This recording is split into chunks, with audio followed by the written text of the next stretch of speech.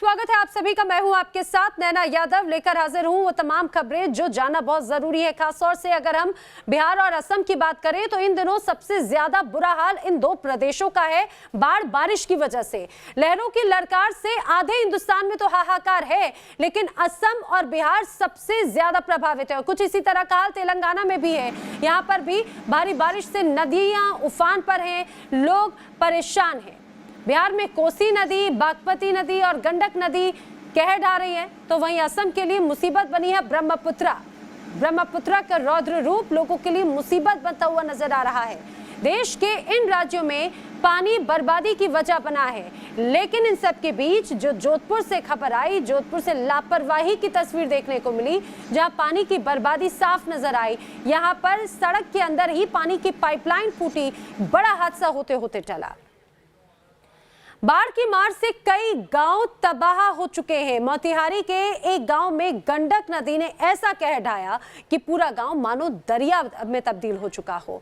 लोग बेघर हो चुके हैं, लोगों के घर, दुकान, सब कुछ पानी पानी हो गए हैं। मोतिहारी के बाढ़ से डूबे गांव से न्यूज नेशन संवाददाता रशीद सिन्हा ने ग्राउंड रिपोर्ट पहुंचाने की कोशिश की। वो तस्वीरें आपको दिखाते हैं। महात्मा गांधी राष्ट्रीय ग्रामीण रोजगार गारंटी योजना, ये बोर्ड अपने आप में इस अवस्था में चेहरे पर एक मुस्कुराहट ला देती है। मुस्कुराहट इसलिए कि इस बाढ़ की विभीषिका में न गांव बचा, न रोजगार बचा और न जीने की गारंटी बची है। ऐसे में ये बोर्ड महज बोर्ड और जिंदगानी की स्थिति क्या है वो मेरे बाएं तरफ आप देखिए।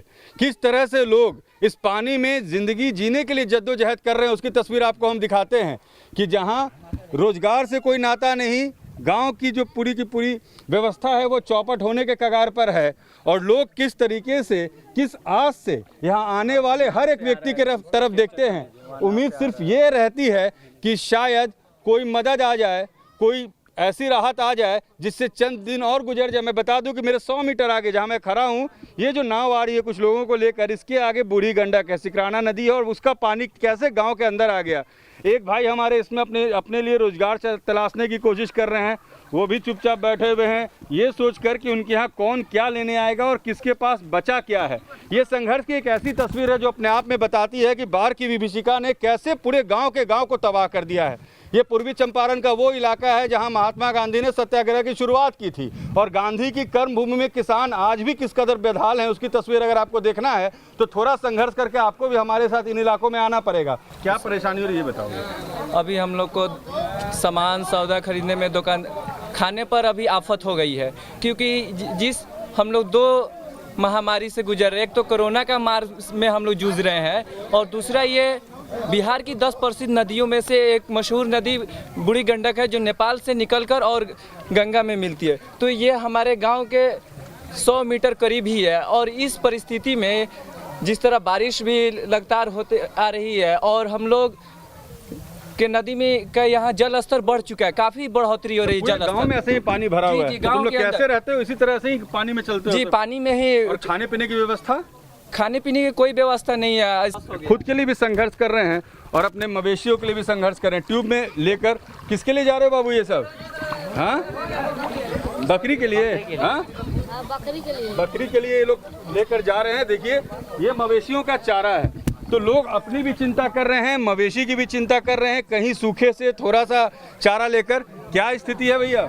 स्थिति बहुत बुरा है। देख रहे हैं कि पानी में बैठे हैं, रोजी रोजगार की तलाश में तमाम लोग जो है तो इसमें प्रभावित हुए हैं। बाढ़ के इलाके हैं, यही हम लोगों का बहुत बड़ा ये है। और सब तो देखिए कितना परेशान, इनकी थोड़ी सी पूंजी की ये दुकान, और लोग किस तरह से, पूरा गांव तितिर बितिर है, उसकी तस्वीर आपको हम दिखा रहे हैं कि हर कोई इसमें कुछ लोग जो हैं नाव चलाकर लोगों को एक जगह से दूसरी जगह ले जा रहे हैं। तो गांव में जो परिस्थिति है वो एक अजीब सी स्थिति है। लोग इधर से उधर आपको जाते हुए दिखेंगे, किसी को ये समझ में नहीं आ रहा है कहाँ रहें, कैसे रहें। जो लोग छत पर हैं वो छत से देख रहे हैं।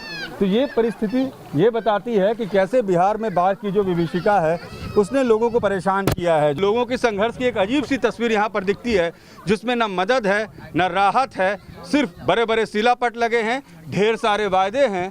सरकार को देखना भी होगा, सुनना भी होगा, समझना भी होगा, क्योंकि बिहार में इस वक्त बाढ़ की विभीषिका ऐसी कि कई जिलों के कई गांव इसी तरह से डूब रहे हैं, बर्बाद हो रहे हैं, लोग भूखे सो रहे हैं। उनके पेट को अनाज चाहिए और उन्हें जीने की गारंटी चाहिए।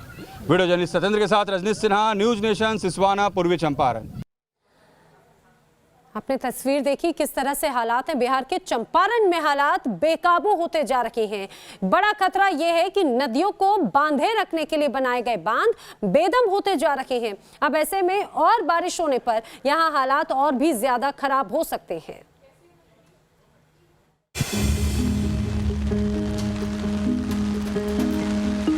घनघोर बारिश के बीच अपने 3 मासूम बच्चों के साथ सर छुपाने की जगह खोजता परिवार।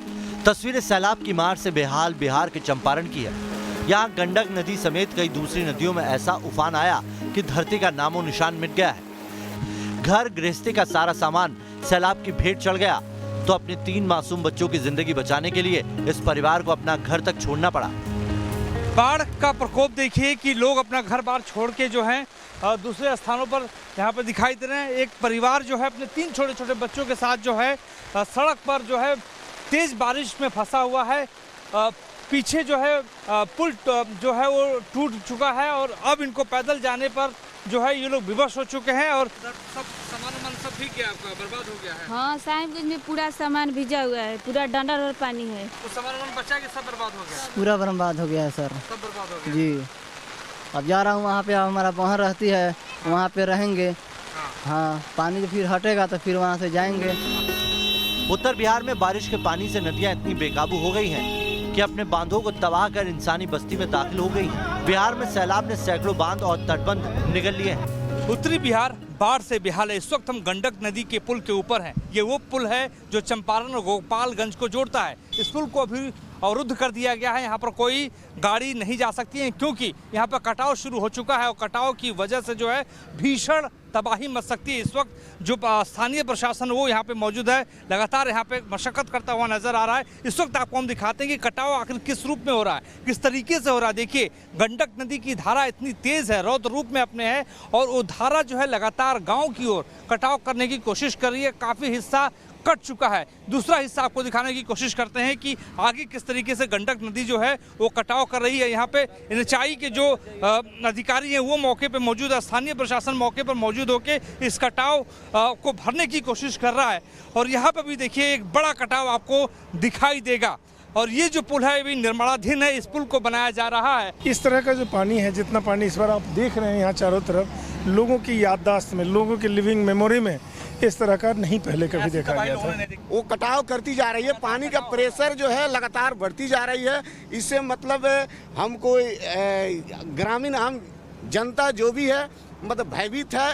विकराल रूप जो है इसका देख करके सब लोग सुशंकित है कि अब हम लोगों का क्या हाल होगा। बिहार में सैलाब की वजह से पुल, ब्रिज और तटबंध पर बढ़ता खतरा यातायात को प्रभावित कर रहा है। बागमती नदी में उफान की वजह से दरभंगा और समस्तीपुर के बीच से गुजरने वाली ट्रेन को डाइवर्ट कर दिया गया है। इसके अलावा कई ट्रेनों के रूट को भी बदला गया है। Team news nation. तो बाढ़ से बिहार का चंपारण किस तरह से बेहाल है ये लगातार हम आपको बता रहे हैं। कोरोना काल के बीच में सैलाब के संकट से लोग बुरी तरह से परेशान हैं। हालात इतने ज़्यादा खराब हैं कि यहाँ के जो अस्पताल हैं, अस्पतालों तक पानी से पूरी तरह से लबालब भर चुके हैं। जो अस्पताल है वहाँ पर पानी भरा हुआ है, पानी से डूबे अस्पताल। किस तरह से यहाँ पर मरीजों का उपचार चल रहा है, न्यूज़ नेशन संवाददाता मोहित राज दुबे की इस रिपोर्ट के जरिए समझिए। चंपारण में बाढ़ का कहर हर तरफ है। क्या अस्पताल, क्या रेलवे स्टेशन।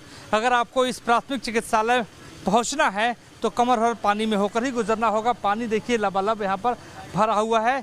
पानी की निकासी की कोई व्यवस्था नहीं है। गंडक नदी का ये पानी है। अस्पताल में बच्चों का इलाज होता है, बुजुर्गों का इलाज होता है, महिलाओं का इलाज होता है। और अस्पताल आपको हम लेके चलते हैं और अंदर के सूरत हाल के बारे में दिखा। देखिए, छोटे छोटे बच्चों का यहाँ पर इलाज हो रहा था। जिसके पास टेम्पू है वो यहाँ पर जो है सुरक्षित आ सकता है। जिसके पास टेम्पू नहीं है उसे घुटने भर पानी में ही होकर गुजरना पड़ेगा। अस्पताल के भीतर आपको लेके चलते हैं और देखते हैं कि क्या स्थिति है, किस तरीके से लोग यहाँ पर अपना इलाज करवा रहे हैं। और देखिए कि तमाम जो महिलाएं हैं वो यहाँ पर आकर अपने छोटे छोटे बच्चों का इलाज करवा रही हैं। कुछ गर्भवती महिलाएं भी हैं जो इस पानी से गुजर कर यहाँ पर आई हैं अपना इलाज करवाने के लिए। क्या नाम हुआ आपका? क्या नाम है? बोला क्या नाम हुआ चाची? लाडो। यहाँ पे तबीयत खराब था। हाँ पतो के लेके आयल बने। हाँ कितना बच्चा आपका है? जी। क्या नाम है बच्चे का? सानिया। क्या हुआ है बच्चे को? दिना भइल बा। क्या हो गया है? जी। पानी से होकर आई हैं आप? जी।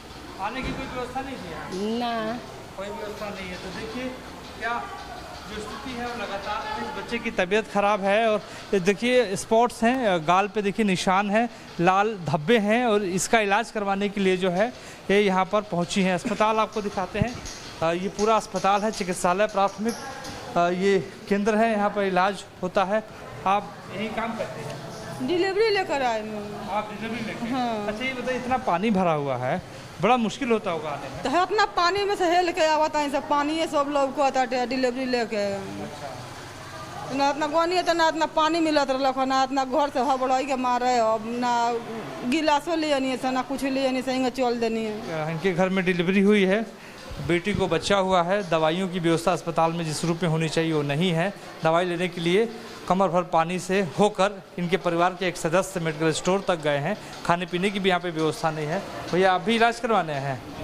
क्या क्या तकलीफ है? मैं अपने बच्चे को लेकर आया हूँ डिलीवरी मामला में। डिलीवरी? जी। अच्छा, पानी इतना भरा हुआ है यहाँ पे पानी यहाँ पे इतना ज़्यादा भरा हुआ है, बहुत दिक्कत हो रही है आने जाने में, ट्रैक्टर से आया हूँ।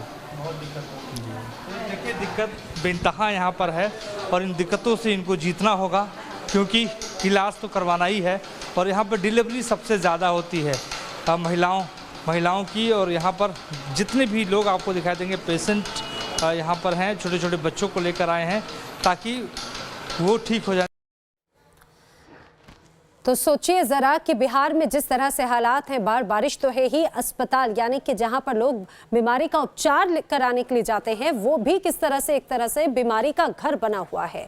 बात अगर असम की करें तो असम में भी कुछ ऐसे ही हालात हैं। असम में ब्रह्मपुत्र नदी ने इस बार तबाही की सारी हदें पार कर दी हैं। प्रदेश के 26 जिले इस विभीषिका की मार झेल रहे हैं। गाँव डूब रहे हैं, आशियाने टूट रहे हैं, लोगों की मुसीबतें कम होने का नाम नहीं ले रही।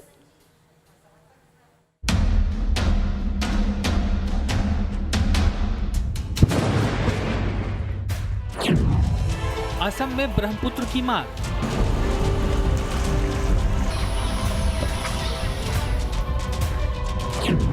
सैलाब का पानी निगल गया सैकड़ों आशियाने। असम का बड़ा इलाका ब्रह्मपुत्र का कहर झेल रहा है। बाढ़ की विनाश लीला की हर एक तस्वीर से आपको रूबरू कराने और जमीनी हालात का जायजा लेने न्यूज नेशन की टीम उन जगहों पर पहुंच रही है जहां के लोगों को अब तक प्रशासनिक मदद का इंतजार है। ब्रह्मपुत्र नदी ने असम के लाहौटी घाट के आसपास काफी बर्बादी की है। यहाँ दर्जनों बांध बह गए हैं।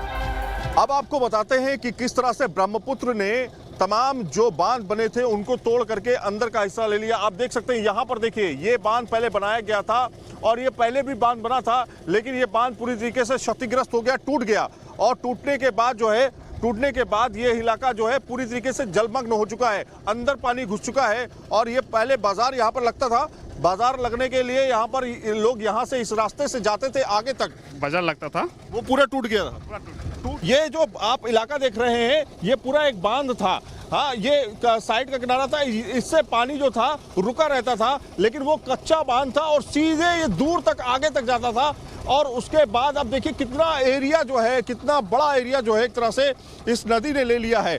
तो इस तरह की सिचुएशन है अब यहाँ पर कि जो बांध बनाए जा रहे हैं, खासतौर पे जितनी सहायक नदियां हैं या फिर ब्रह्मपुत्र है, बराक नदी है, उसके आसपास जो बांध बनाए जा रहे हैं, क्या वो कच्ची मिट्टी के हैं? अगर कच्ची मिट्टी के हैं तो ये बिल्कुल बेकार बांध होंगे, इससे कोई फायदा नहीं होगा, सिर्फ पैसे की बर्बादी होगी। जब तक बांध आप पत्थर के नहीं बनाएंगे और उसमें जाल नहीं लगाएंगे, तब तक इस तरह के बांध का कोई फायदा नहीं है। असम के लाहौटी का हाल बारिश की वजह से बेहाल है। ब्रह्मपुत्र की बाढ़ लोगों का सब कुछ बहा ले गई है। लाहौटी घाट के दर्जनों मकान बाढ़ की वजह से वीरान हो गए हैं। ग्राउंड जीरो पर मौजूद न्यूज नेशन की टीम को पानी से घिरा एक हरे रंग का मकान भी दिखा। न्यूज नेशन की टीम ने इस मकान के करीब जाकर इस बात की पड़ताल की कि यहाँ कोई फंसा तो नहीं है। हमने उस मकान पे जाने का फैसला कर लिया है। हमने पहले ये सोचा था कि शायद ये बहुत गहरा हो, लेकिन उस मकान में देखने की कोशिश हम ये करेंगे और एनडीआरएफ को भी बताएंगे। अगर वहाँ पे कोई फंसा हुआ है तो काफ़ी ज़्यादा खतरनाक हो सकता है, इसलिए उस मकान को हम जा करके चेक करेंगे। न्यूज नेशन की टीम गहरे पानी में आगे बढ़ती गई। हमें इस बात की तस्दीक करनी थी कि कहीं इस मकान में कोई फंसा हुआ तो नहीं है, उसे मदद की जरूरत तो नहीं है।